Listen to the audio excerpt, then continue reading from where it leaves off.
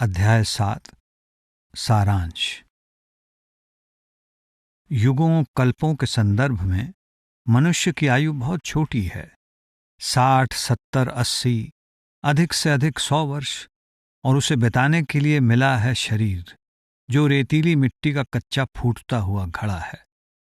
हमारे पूर्वजों के हिसाब के अनुसार योनियों की कुल संख्या करोड़ के निकट पहुंच जाती है। इनमें से अधिकतर योनियां घटिया मानी जाती हैं, कई उनसे भी बुरी तथा कुछ और बुरी से भी बुरी। मनुष्य शरीर के अलावा और कोई ऐसा शरीर नहीं जिसमें हम अपनी खुशी से प्रवेश करना चाहें। मनुष्य को मिली काया उसके विशेष बुद्धि युक्त आकाश तत्व के कारण सबसे उत्तम है। 84 लाख जोन विच उत्तम जन्म सो मानस देही। ऐसा इसलिए कि इस अवसर का भली भांति लाभ प्राप्त करने से बार बार जन्म मरण के दुख से छुटकारा मिल सकता है और परमात्मा रूपी सागर से बिछुड़ी आत्मा रूपी बूंद को पुनः अपने स्रोत में समा जाने का अवसर मिल जाता है। इसलिए बुद्धिमता इसी में है कि इस शिरोमणि शरीर की सीमित आयु को इस महान उद्देश्य की पूर्ति के लिए सुरक्षित किया जाए। एक बार खोया ये अवसर ना जाने फिर कभी मिले या ना मिले। अवसर चुक्का हाथ न आवे।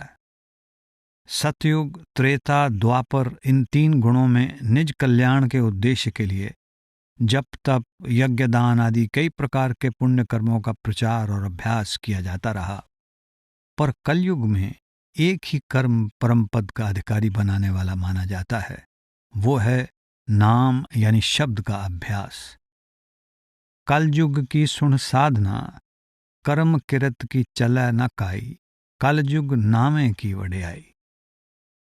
यज्ञ तप आदि कर्म वर्तमान युग के लिए उसी प्रकार निष्फल हो गए हैं जिस प्रकार अपनी उपयोगिता की अवधि बीत जाने पर रामबाण मानी जाने वाली दवा। हम, हमारे माता पिता या उनके पूर्वज अपने आप नहीं बन गए, उन्हें एक अगम शक्ति अस्तित्व में लाई और मनुष्य की भांति शेष सारी सृष्टि की रचना भी उसी कर्ता पुरुष ने शब्द द्वारा की। ओंकार आकार कर एक कवाओ पसाओ पसारा। अलग अलग श्रेणियों और वर्गों के लोगों को जो नाम जंचा, अच्छा लगा, वे उस सृजनात्मक शक्ति को उसी नाम से समय समय पर याद करते आए हैं। किसी ने प्रभु या परमेश्वर कहा, किसी ने गॉड, किसी ने खुदा, अल्लाह इत्यादि। ऐसे अपनी मनमर्जी के अनुसार जीवों द्वारा रखे गए नामों को गुरु अर्जन साहब ने कृत्रिम नाम कहा है। कीर्तम नाम कथे तेरे जिह्वा। ये नाम उन्हें चुनने वालों की तरह अल्पकालीन नाशवान हैं, जबकि उसका एक अन्य नाम है, सदैव रहने वाला, अविनाशी भी है। सत नाम तेरा परापूर्बला। ये सच्चा नाम अकाल पुरुष ने अपने आप को खुद सृजन करने के समान स्वयं ही सृजित किया है। आपी न आप साज्यो, आपी न रचयो नाव। जिस नाम को खुद नष्ट हो जाना है, उसकी आराधना किसी को अमर पद कैसे दिला सकेगी। भाई साहब कहते हैं, सतनाम बिन बादर छाई, कि सतनाम यानी सच्चे नाम को छोड़कर बाकी नाम नाशवान हैं, बादल की छाया की तरह बिखर जाते हैं।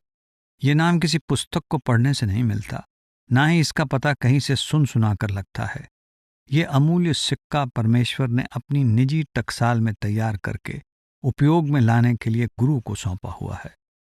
सच शब्द गुर सौंपया, सच टकसालों सिक्का चलिया। ये गुरु के सिवाय और कहीं से नहीं मिलता। सच नाव करतार गुरमुख पाई है। सदगुरु जिज्ञासु पर दयाल होता है तो उसे दीक्षा देकर अपना शिष्य बना लेता है।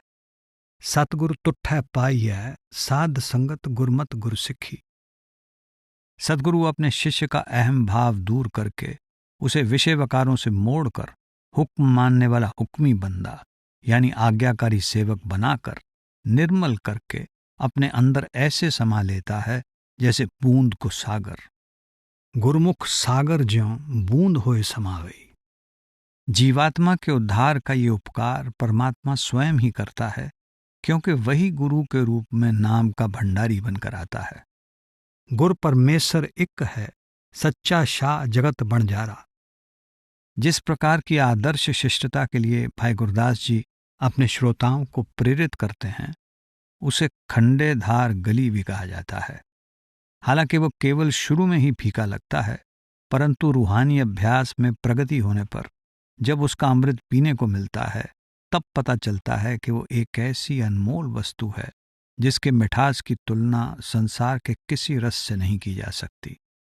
सिल अलूनी चटनी तुल न लख अमिया रस इक्खी, वो गृहस्थी में रहकर अभ्यास किया जाने वाला सुरत शब्द का सहज योग है। राधा स्वामी सत्संग ब्यास की पुस्तक भाई गुरदास का समापन। ऑडियो कॉपीराइट 2022, सर्वाधिकार सुरक्षित। राधा स्वामी सत्संग ब्यास।